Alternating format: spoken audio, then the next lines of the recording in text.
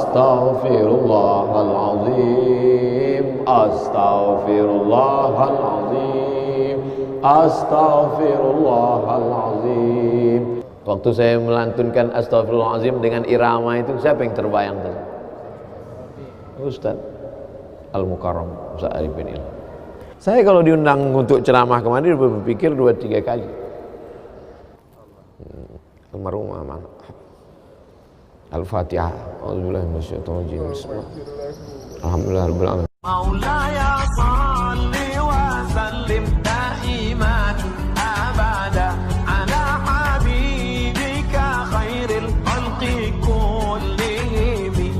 Jangan lupa subscribe, like and share. Bahwa kita lahir membawa iman, tapi iman ini bisa mati. Benih letakkan di tanah pasir kering kerontang, tidak disiram, mati dia, kering. Bagaimana menghidupkannya? Dihidupkan dia dengan ilmu. Tidak ada majelis ilmu yang paling banyak untuk saat ini. Majelis ilmu di Az-Zikra, semua ustadz didatangkan kemari. Ustadz Tengku Zulkarnain, Abah Raud tidak usah disebut lagi, memang beliau guru dari almarhum, Masya Allah tabarakallah. Lalu kemudian para masyaikh, Ustadz Adi Hidayat, Buya Yahya, tak dapat disebutkan satu persatu. Kiai Haji Abdullah Gimnastiar, para alim ulama, alumni Al-Azhar Mesir, alumni dari Yaman, Tarim Hadramaut, Darul Mustafa, Rubat Tarim, berdatangan kemari semua. Majelis ilmu, majelis ilmu. Lagi-lagi ayam mati di lumbung padi. Apa sebenarnya yang terselit dari peribahasa itu? Iman mati karena tidak disirami dengan ilmu. Ilmu, ilmu, ilmu. Datang seorang jamaah menemui saya, Ustadz Somad, saya kena penyakit insomnia, gak bisa tidur malam. Jam 2 malam mata saya masih berkedip-kedip. Bismika Allahumma ahya wa amut, gak mempan. Sebabnya apa Pak? Sebabnya saya beli tanah. Setelah beli tanah, tanam kelapa sawit, dipupuk, dijaga, 3 tahun berbuah. Pas mau dipanen, sudah dipanen orang duluan. Ternyata tanahnya bermasalah, dibawa ke pengadilan, dia yang menang. Akhirnya sampai jam 2 malam gak bisa tidur. Apa yang terlintas dalam pikiran? Kenapa beli tanah, kenapa tanam sawit, kenapa beli tanah, kenapa tanam sawit, kenapa diambil orang, kenapa dulu nggak ternak ikan aja, kenapa nggak ternak puyuh. Berbulan-bulan nggak bisa tidur. Akhirnya pergi ke psikiater. Pak psikiater, ya saya sudah 2 bulan nggak tidur Pak psikiater. Akhirnya Pak psikiater buat resep. Ini obatnya, yang ini dimakan sebelum makan, yang ini dimakan setelah makan, yang ini 3 kali, yang ini 2 kali. Akhirnya memikirkan resep itu, makin gak bisa tidur. Dimakan, tertidur. Dosisnya habis, terbangun. Kenapa beli tanah, kenapa tanam? Setelah dimakan, muncul masalah baru. Terlalu banyak makan obat, terjadi kekacauan tubuh. Akhirnya kena buah pinggang. Muncul masalah baru. Sampai akhirnya saya ketemu MP3 Ustadz. Saya dengarkan sebelum tidur malam. Begitu saya dengar, saya itu tidur. Makanya saya tidak marah kalau ada jamaah itu tidur. Itu menunjukkan jiwanya tenang. Karena dia tidak kena penyakit insomnia. Orang Amerika, orang Eropa, mobilnya mewah, apartemennya cantik, rumahnya megah, duitnya banyak, dolarnya bejibun, gak bisa tidur karena masalah hidup dunia. Kita naik angkot kelewatan gang. Itu menunjukkan apa? Di mana letak ketenangan itu? Huwallazi anzalas sakinata fi qulubil mu'minin. Dia yang menurunkan ketenangan ke dalam hati orang yang beriman. Oleh sebab itu maka iman ini mesti disiram dengan ilmu. Majelis ilmu adalah majelis zikir. Majelis ilmu adalah majelis turunnya rahmat dan barakah. Majtama'a qaumun fi baitin min buyutillah. Sekelompok orang berkumpul di rumah Allah, yatsluna kitab Allah, membaca ayat-ayat Allah, wa yatadarasunahu fima bainahum, mengkaji isinya. Nazalat alaihimus sakinah, turun ketenangan. Ghasyiyat bihimur rahmah, turun rahmat kasih sayang Allah. Haffat bihimul malaikah, dikelilingi oleh para malaikat. Wa dzakarahumullahu fi man indah, dibanggakan Allah Ta'ala dengan para malaikat. Tadi malam ketemu dengan murid dari Syekh Muhammad Yasin bin Isa Al-Fadani di Zawiyah Raudhah. Ketemu, cium tangan, barokah, zikir, sholawat, tenang jiwa. Lalu kemudian subuh ini ketemu dengan Abah Raud, ketemu dengan para penghafal Quran, ketemu dengan santri-santri, tenang jiwa. Tidak ada yang menenangkan jiwa ini selain daripada majlis zikir, majlis ilmu. Betapa meruginya ayam-ayam mati di lumbung padi. Benih tidak disiram, mati. Benih yang disiram dengan majelis ilmu tumbuh, tapi tidak berbuah. Maka mesti disiram pakai pupuk buah. Datang konsultasi, ini kenapa tidak berbuah? Kenapa ini tidak berbuah? Karena ternyata dia mesti diamalkan. Sudah dapat ijazahnya, sudah talaki, sudah halaqah, kenapa enggak berbuah? Belum diamalkan. Paksa-paksakan diri sebelum tidur malam, wudhu dulu, sholat witir. Paksa-paksakan diri bangun malam, tahajud. Paksa-paksakan diri siang, sholat qabliyah, sholat ba'diyah. Paksa-paksakan diri pagi, sholat duha. Paksa-paksakan diri, sholat subuh berjamaah. Barulah dia berbuah. Kalau dia tidak berbuah, dia hanya sekedar pokok kayu yang hanya membuat sampah saja. Tapi paling tidak tempat orang bernaung di bawah ketika panas. Tapi manfaatnya tidak sesuai karena yang ditunggu itu buahnya. Masa pohon kayu rindang besar tidak berbuah, sementara semangka yang kecil buahnya besar. Oleh sebab itu maka mesti berbuah. Benih disiram, berbatang, berputih, berbuah. Buahnya ranum, cantik dan indah. Begitu dibelah tak bisa dimakan. Kenapa? Ulat semua isinya. Oleh sebab itu mesti dijaga. Benihnya disiram. Apa yang bisa menjaga ini? Diprotek dia. Kenapa apel tidak dimakan ulat? Bukan karena ulat tidak sanggup beli apel, tapi karena disemprot pestisida. Ulat tahu ini ada pestisidanya, maka dia tidak makan. Kita nggak tahu, dimakan. Ikan asin tidak dikerubungi lalat. Tidak ada satupun lalat yang hinggap di ikan asin. Kenapa? Karena lalat tahu ikan asinnya pakai formalin. Manusia nggak tahu. Pintar mana manusia dari lalat? Jangan jawab. Akhirnya orang makan, menumpuklah pestisida dan formalin dalam darah. Apa namanya? CANCER, cancer. Karena dia tidak larut dalam tubuh. Yang lain-lain larut. Makanan-makanan larut menjadi energi, menjadi sampah, dibuang menjadi kotoran. Sama seperti daun, kalau jatuh ke tanah larut menjadi pupuk. Tapi plastik tidak larut, maka plastik sampah bertebaran. Oleh sebab itu maka ini mesti dijaga. Apa yang bisa menjaga buah apel supaya tidak berulat? Jagalah dia dengan ikhlas. Kamu kenapa enggak ke masjid? Saya kalau ke masjid riya, maka saya enggak ke masjid biar ikhlas. Tarkul amal li ajlin nas riya. Kata Imam Fudail bin Iyad, tarkul amal li ajlin nas riya. Tidak jadi beramal karena takut dipuji orang, riya. Wal amal li ajlihim syirik. Beramal karena ingin dipuji orang, syirik. Kenapa kamu enggak pakai sorban? Takut dipuji orang, riya. Pakai saja sorban anak. Jangan takut dipuji orang. Pakai sorban, yakinkan dirimu. Baik. Ustaz, kenapa enggak pakai sorban? Ada masanya nanti pakai sorban. Tarkul amal li ajlin nas riya.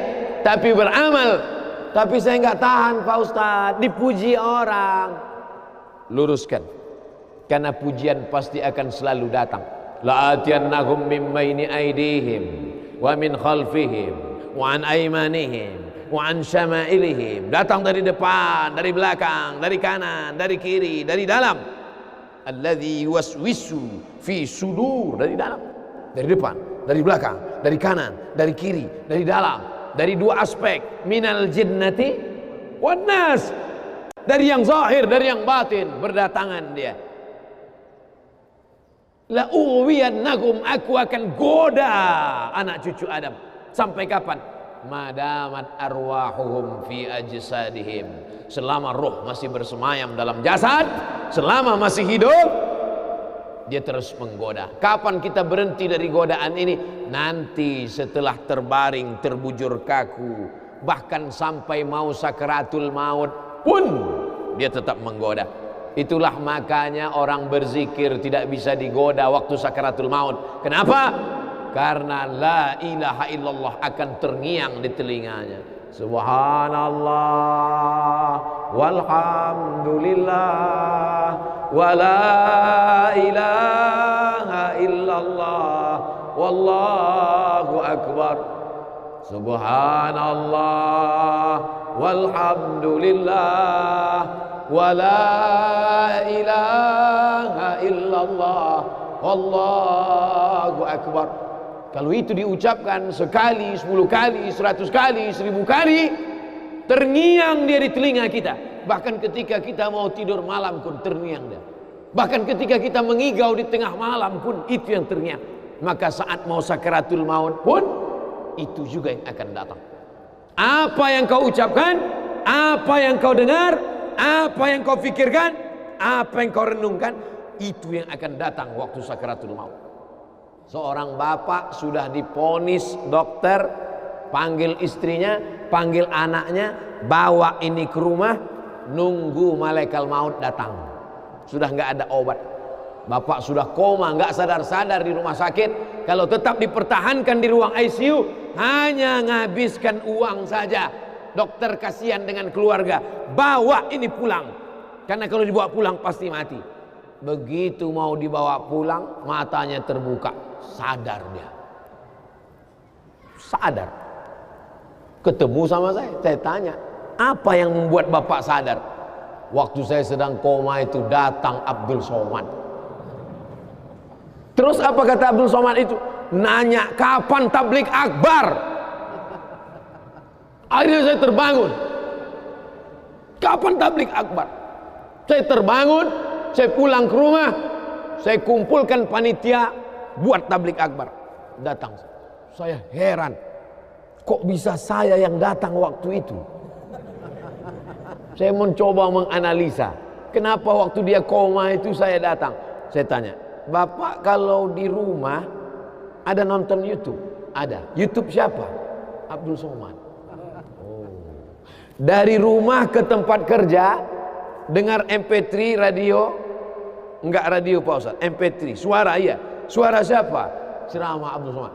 Baru saya connect. Ternyata apa yang sering didengar, apa yang sering ditonton, apa yang sering dipikirkan, itulah yang akan datang ketika kita koma. Hati-hati yang suka sinetron Korea. Hati-hati yang suka Bollywood. Itu yang akan datang nanti waktu kau koma. Saudaraku yang dimuliakan, saya tidak nakut-nakuti, cerita aja. Tapi yang ketiga, subhanallah, bukan subhanallah, astaghfirullahalazim, astaghfirullahalazim, astaghfirullahalazim, astaghfirullahalazim, astaghfirullahalazim, astaghfirullahalazim, astaghfirullahalazim, astaghfirullahalazim, astaghfirullahalazim, astaghfirullahalazim, astaghfirullahalazim, astaghfirullahalazim, astaghfirullahalazim, astaghfirullahalazim, astaghfirullahalazim, Astaghfirullahalazim, astaghfirullahalazim, astaghfirullahalazim, astaghfirullahalazim, astaghfirullahalazim. Mudah-mudahan saat kita akan sakaratul maut, itulah yang akan datang. Waktu saya melantunkan Astaghfirullahalazim dengan irama itu, siapa yang terbayang tadi? Ustaz Al-Mukarram Ustaz Arifin Ilham. Almar'u ma'aman ahab. Orang akan tetap selalu bersama. Tetap selalu bersama. Itulah lantunan pertama yang saya dengar pertama kali di Pekanbaru, di halaman sekolah polisi SPN Pekanbaru. Sekarang sekolah polisi itu sudah jadi kantor Kapolda karena pindah. Setiap saya lewat di situ, kenangan. Disinilah pertama kali, dan itulah lagu itulah sampai hari ini. Maka kalau saya lantunkan, saya ingat orangnya, saya terbayang wajahnya. Itu betul kata Nabi, almar'u ma'aman ahab. Orang tidak akan pernah. Saya kalau diundang untuk ceramah kemarin berpikir 2-3 kali. Dulu saya membaca riwayat tentang Bilal bin Rabah yang pindah ke Damaskus setelah Nabi meninggal. Saya tidak paham cerita itu, karena Bilal bin Rabah pindah ke Damaskus, tidak mau azan lagi. Gak mengerti saya kisah itu ya. Yang saya pahami, setelah Nabi meninggal, dia pindah ke Damaskus, azan di Damaskus, Suriah. Diminta oleh Abu Bakar supaya datang ke Madinah azan, enggak mau. Diminta oleh Sayyidina Umar, Bilal datang ke Madinah azan, enggak. Sampai akhirnya datang Sayyidina Al-Husain. Kata Sayyidina Al-Husain, datanglah. Bilal datang. Datang Bilal dari Damaskus ke kota Madinah, dan dia azan. Azannya tidak selesai. Kenapa tidak selesai? Karena dia merasakan kalau dia azan bahwa nanti yang jadi imam Rasulullah. Dan ternyata perasaan itu sama bagi orang Madinah. Orang Madinah mendengar suara itu dulu lama sekali, dulu 3-5 tahun yang lalu. Dan kalau sudah suara itu terdengar, pasti nanti imamnya adalah Rasulullah. Ramai mereka datang. Luar biasa ini azan, kata mereka. Karena kalau sudah azan ini yang pasti nanti imamnya. Almarhum aman. Al-Fatihah. A'udzubillahi minasyaitonir rajim. Bismillahirrahmanirrahim. Alhamdulillahirabbil alamin. Arrahmanir rahim. Maliki yaumiddin. Iyyaka na'budu wa iyyaka nasta'in. Ihdinas siratal mustaqim. Siratal ladzina an'amta 'alaihim ghairil maghdubi 'alaihim waladdallin. Amin. Allahumma ighfir lahu warhamhu wa'afihi wa'fu anhu wa akrim nuzulahu wa wasi' madkhalahu. واغسله بالماء والثلج والبرد ونقه من الخطايا كما ينقى الثوب الأبيض من الدنس وأبدله دارا خيرا من داره وأهلا خيرا من أهله وقه من فتنة القبر وعذاب النار اللهم لا تحرمنا أجره ولا تفتنا بعده واغفر لنا وله ولإخواننا الذين سبقونا بالإيمان ولا تجعل في قلوبنا غلا للذين آمنوا ربنا إنك رؤوف رحيم اللهم اجعل أهله وتلامذته وطلابه من الصابرين الذين إذا أصابتهم مصيبة قالوا إنا لله وإنا إليه راجعون اللهم اجعل أبناءه وبناته من الصالحين والصالحات واحفظهم من كل سوء وشر اللهم اجعل هذا المعهد الذكر معهدا عظيما مباركا تخرج منه الطلاب والطالبات من المجاهدين والمجاهدات في سبيلك بأموالهم وأنفسهم اللهم احفظهم من الظلمات اللهم أخرجهم من الظلمات إلى النور اللهم وفقنا لما تحبه وترضاه اللهم اجعل أبناءنا وبناتنا من حفاظ القرآن والحافظات اللهم اجعل قبره روضة من رياض الجنان لا تجعل قبره حفرة من حفر النيران وصلى الله على سيدنا ومولانا وشفيعنا وذخرنا محمد وعلى آله وصحبه وسلم والحمد لله رب العالمين. Kalau sayang dengan almarhum, hidupkan majelisnya, ramaikan, bangkitkan semangat, tunjukkan kepada Allah Subhanahu wa taala bahwa kita cinta. Sab'atun yudhilluhumullah, 7 orang yang dapat naungan. Yauma la dhilla illa dhilluh. Hari itu tak ada naungan kecuali naungan Allah. Rajulani, 2 orang. Tahabba fillah, berkasih sayang karena Allah. Ijtama'a alaih, bersama karena Allah. Wa tafarraqa alaih. Saya berharap saya dengan almarhum, saya dengan Abah Raud, saya dengan para sahabat termasuk yang mendapatkan naungan ini. Saya dengan almarhum tak ada hubungan kepentingan. Kami tak ada hubungan politik. Kami tak ada hubungan ekonomi. Kami murni karena la ilaha illallah Muhammadur Rasulullah. Alaiha nahya, dengan itu kami hidup. Wa alaiha namutu, dengan itu kami mati. Wa biha nub'atsu insyaallah, dengan itu juga nanti kita akan dibangkitkan. Sayang dengan Nabi, hidupkan masjid-masjid. Sayang dengan ulama, hidupkan majelis-majelisnya. Jaga peninggalan-peninggalannya. Lanjutkan perjuangannya. Itu bukti sayang. Sayang bukan di tepi bibir, sayang bukan basa-basi. Oleh sebab itu kita akan dituntut di hadapan Allah tentang nikmat besar ini. Mudah-mudahan kita lulus ujian dunia, ujian akhirat. Amin ya rabbal alamin. Terima kasih segala perhatian. Mohon maaf segala kesilapan dan kekhilafan. Jangan lupa salat sunat isyraq 2 rakaat. Terima kasih. Wassalamualaikum warahmatullahi wabarakatuh.